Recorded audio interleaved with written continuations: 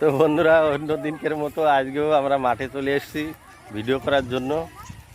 আজকে দারুণ একটু গরম কম আছে, ভীষণ সুন্দর হাওয়া। এই যে মাঠে আছি। একটা আকর্ষণীয় খবর আছে।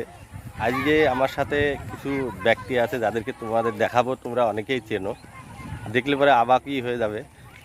আজকে রয়েছে লিপিকা ডায়েরি, যে ইউটিউবে যার একটা ভীষণ সুন্দর চ্যানেল রয়েছে, সেই লিপিকা ডায়েরির ক্যামেরাম্যান, যে ওই লিপিকা ডায়েরির মোবাইলটা ধরে সবসময়ের জন্য ভিডিও করে দেয়, সেই ক্যামেরাম্যানকে তোমাদেরকে আজকে আমি দেখাবো। আরও দেখাবো সেই লিপিকাকেও তোমাদেরকে দেখাবো, আর দেখাবো লিপিকার বোনকে, এবং তার সাথে আমার কি সম্পর্ক সব কিছু তোমাদেরকে দেখাবো। একটু ওয়েট করো। তো প্রথম তোমাদেরকে আমি ক্যামেরাম্যানকে দেখাই। এই যে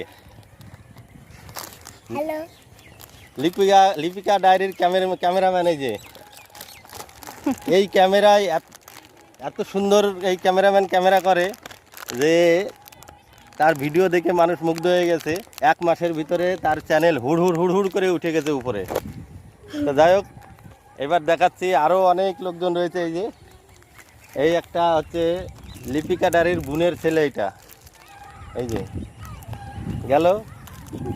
আর এই যে এত আছেই নাম করা লোক। আর এইবার আমি দেখাচ্ছি এই যে হাই হাই ফ্রেন্ডস।